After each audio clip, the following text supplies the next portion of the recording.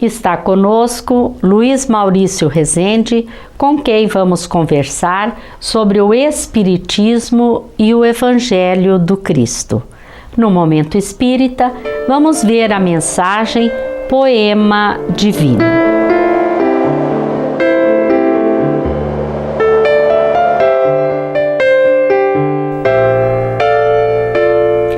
Em abril de 1864, foi lançada em Paris a terceira obra da codificação espírita, o Evangelho segundo o Espiritismo, que traz a explicação das máximas morais do Cristo em concordância com o Espiritismo e suas aplicações às diversas circunstâncias da vida. Será a orientação deixada por Jesus há 2000 anos sempre atual em seu caráter educativo, motivador e consolador? Vamos conversar com Luiz Maurício Rezende sobre o Espiritismo e o Evangelho do Cristo depois do Momento Espírita.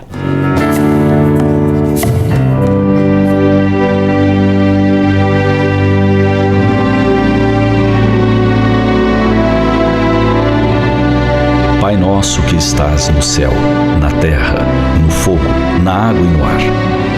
Pai nosso que estás nas flores, no canto dos pássaros, no coração a pulsar. Que estás na compaixão, na caridade, na paciência e no gesto de perdão. Pai nosso que estás em mim, que estás naquele que eu amo, naquele que me fere, naquele que busca a verdade. Pai nosso que estás naquele que caminha comigo e naquele que já partiu, deixando-me a alma ferida pela saudade. Santificado seja o teu nome, por tudo o que é belo, bom, justo e gracioso, por toda a harmonia da criação.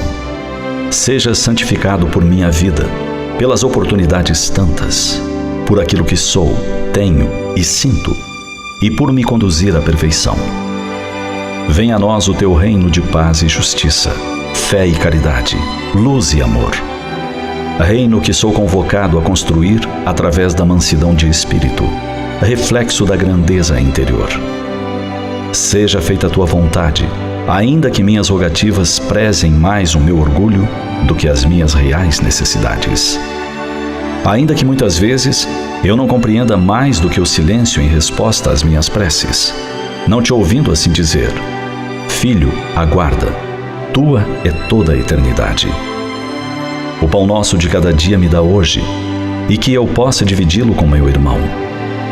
As condições materiais que ora tenho, de nada servem se não me lembro de quem vive na aflição. Pão do corpo, pão da alma, pão que é vida, verdade e luz. Pão que vem trazer alento e alegria. É o Evangelho de Jesus. Perdoa as minhas ofensas, os meus erros, as minhas faltas. Perdoa quando se torna frio meu coração, quando permito que o mal se exteriorize na forma de agressão. Que mais do que falar, eu saiba ouvir. Que ao invés de julgar, eu busque acolher. Que não cultivando a violência, eu semeie a paz. Que dizendo não às exigências em demasia, possa a todos agradecer. Perdoa-me, assim como eu perdoar aqueles que me ofenderem, mesmo quando meu coração esteja ferido pelas amarguras e dissabores da ingratidão. Possa eu, Senhor da vida, lembrar de que nenhuma mágoa é eterna e de que o único caminho que me torna sublime é a humilde estrada da reconciliação. Não me deixes cair nas tentações dos erros, vícios e egoísmo que me tornam escravo de minha malevolência. Antes que tua luz esteja sobre mim, iluminando-me, para que eu te encontre dentro de minha alma, como parte que és de minha essência. E livra-me de todo o mal, de toda a violência, de todo o infortúnio, de toda a enfermidade. Livra-me de toda a dor, de toda a mágoa e de toda a desilusão. Mas ainda assim, quando tais dificuldades se fizerem necessárias, que eu tenha força e coragem de dizer: obrigado, Pai, por mais esta lição.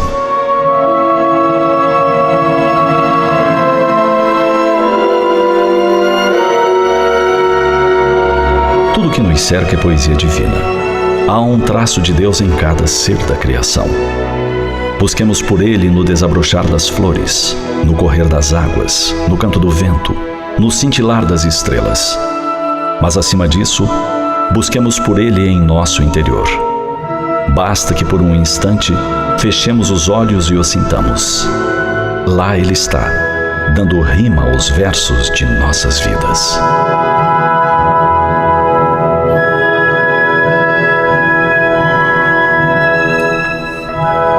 Poema Divino é o título desta mensagem que está no CD número 25. Os CDs Momento Espírita são produzidos pela Federação Espírita do Paraná e podem ser adquiridos através do site momento.com.br. Luiz Maurício Rezende, que é membro do Conselho Federativo Estadual da Federação Espírita do Paraná e palestrante espírita da cidade de Ponta Grossa, é nosso convidado de hoje para falarmos sobre o Espiritismo e o Evangelho do Cristo. Olá, Maurício, é com muita satisfação que te recebemos no programa. Este ano estamos comemorando 150 anos de publicação do Evangelho segundo o Espiritismo, que interpreta os ensinos de Jesus à luz da doutrina espírita. Qual a visão da doutrina espírita em relação a Jesus? Jesus, para nós espíritas, assim como para toda a cristandade, é uma figura fundamental. Mas é uma figura em que nós temos que tê-lo como irmão maior, como Espírito perfeito, aquele a quem delegou a figura de co-criador, de colaborador de Deus na obra da criação, para que desde o início, desde o princípio da criação da Terra, estivesse conosco. É Ele, então, quem sob seu influxo divino, sob seu psiquismo amoroso, vem envolvendo a Terra no seu desenvolvimento geomorfológico, depois no desenvolvimento da vida, na sua essência mais simples, dos organismos mais simples até a complexidade dos mamíferos, dos primatas, para então, num ponto culminante da história evolutiva da Terra, ter a oportunidade de reencarnarmos nós, o princípio inteligente. E a partir de então, continua Jesus a nos acompanhar, a ser aquele que tutela, a ser o tutor das nossas vidas. Não por acaso que ele se intitula e nos fala de uma maneira muito simples, mas poética e de profundo significado, ser o bom pastor de todos nós, dizendo que nenhuma ovelha do seu Pai, do nosso Pai, irá se perder. Nesse sentido de que ele se coloca como grande responsável por cada um de nós que estamos aqui jornadeando na Terra, seja em alguns momentos no psiquismo espiritual da Terra, seja em alguns outros momentos reencarnados sob uma veste orgânica, física, mas todos nós sob esse influxo, esse psiquismo divino de Jesus. É o nosso irmão maior, é o nosso modelo e guia, é aquele a quem nós devemos ter como a referência de nossos passos e da nossa conduta. E qual é a relação da doutrina espírita com a proposta de Jesus? Veja, Ivone, quando desenvolvendo a doutrina espírita, Kardec percebe pela resposta dos espíritos superiores que a doutrina espírita, que a princípio, que ele definiu muito bem como uma ciência que estuda o princípio, a natureza, a origem e o destino dos espíritos e a sua relação com o mundo material, quando ele entende essa ciência, ou seja, a ciência que estuda nós, o espírito somos nós, então a nossa relação com o mundo material, da onde viemos, para onde vamos, percebe uma incorrência dessas reflexões de um caráter evolutivo e de melhora. Então a vida, a reencarnação, a nossa proposta é sempre evolutiva, de progresso, de entendimento de todas as coisas de Deus, seja no campo material, as ciências ordinárias, aquilo que o intelecto domina muito bem, seja do campo moral, as nossas relações com Deus, com o próximo, para conosco mesmo, que o coração governa dessas coisas.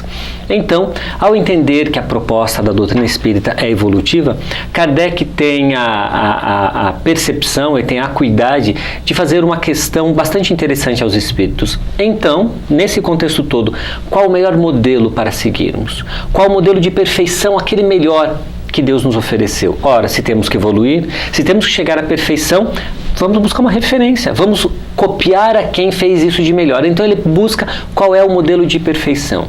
E a resposta dos espíritos superiores, que nós encontramos encetada em O Livro dos Espíritos, ao mesmo tempo sintética, ela é de profundo significado. Respondem eles única e exclusivamente: Jesus. A partir de então, a doutrina espírita tem um caráter, ganha esse caráter cristão, tendo como referência de progresso moral para cada um de nós a proposta de Jesus. Assim sendo, doutrina espírita e cristianismo são coisas indissociáveis. Não há como separar o Evangelho de Jesus, visto que, a partir dessa resposta, temos ali, nos escritos que os evangelistas registraram da proposta cristã, da proposta de Jesus, um código de moralidade indissociável à proposta evolutiva da doutrina espírita. E o que você colocaria como contribuição da doutrina espírita no entendimento da proposta de Jesus? Quando Jesus fala à sua época que muito das coisas que ele diz as pessoas não entenderiam porque não tinham ouvidos de ouvir e olhos para ver, ele diz claro, ele mostra nessa clareza da dificuldade de entendimento por limitação ou intelectual ou limitação moral, emocional para conceber. E veja o esforço de Jesus para falar da grandiosidade das leis de Deus para uma turba de iletrados, de pessoas simples, ignorantes intelectualmente falando.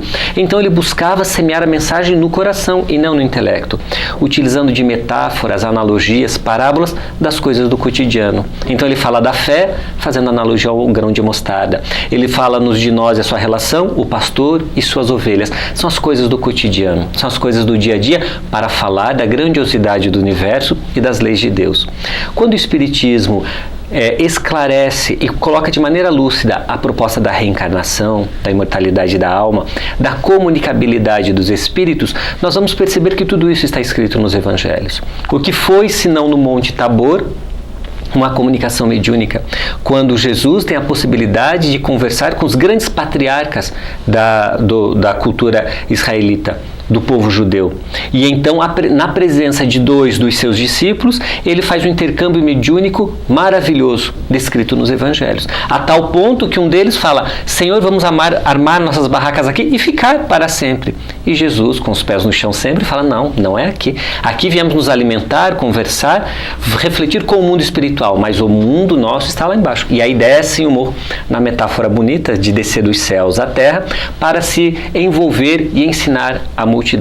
Então a doutrina espírita fala disso, de que esse fenômeno chama-se mediunidade.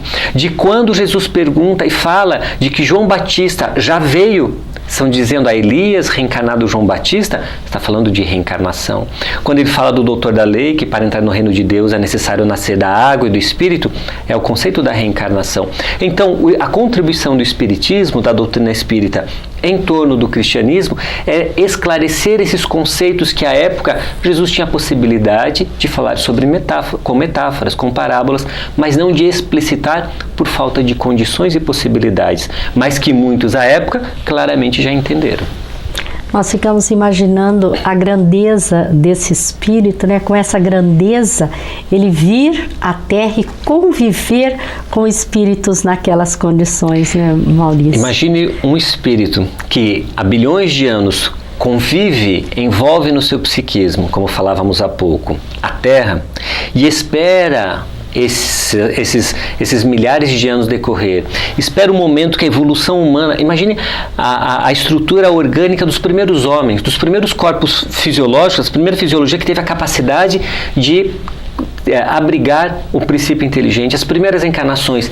E ele acompanha tudo isso, acompanha a evolução, convida outros espíritos de planetas mais evoluídos para virem reencarnar na Terra, purgando as suas dificuldades e contribuindo para a evolução terrena. Acompanha todos esses passos e quando percebe o momento adequado para falar o ponto magno da lei de Deus, ele não manda ninguém. Ele fala assim: não, esta vez irei eu.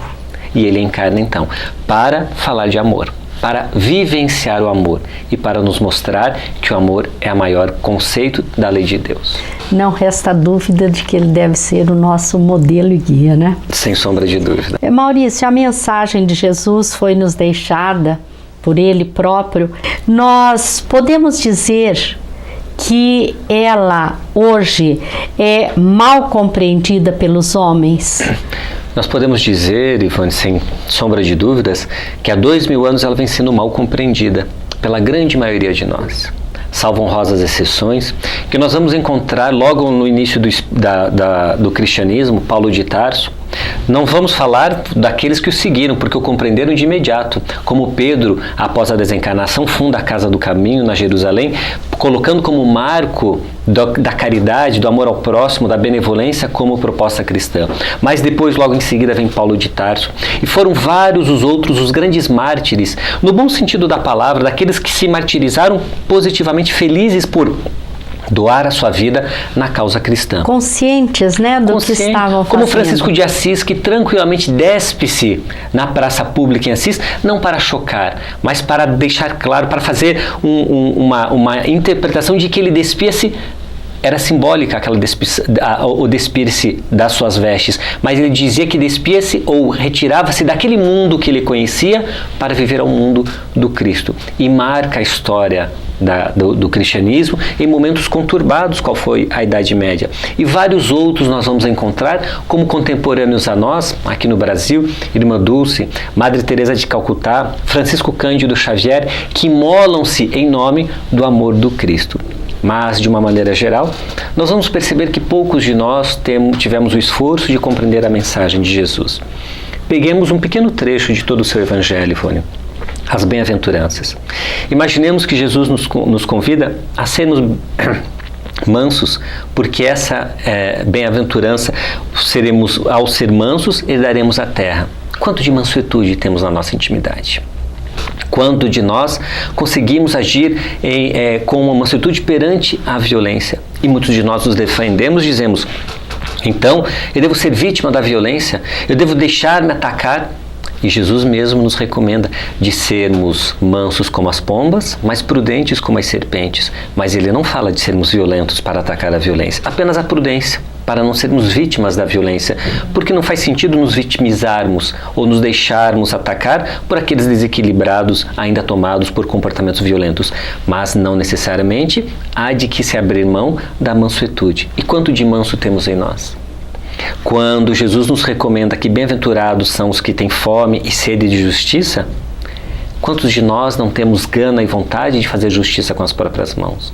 Mas ele atacou meu filho, a minha família. Estamos cobertos de razão muitas das vezes. Realmente somos vitimizados e somos vítimas, mas não buscamos as vias do Estado de Direito, não buscamos, mas porque isso não funciona, porque a justiça é falha. Damos várias desculpas para fazermos justiça com as próprias mãos.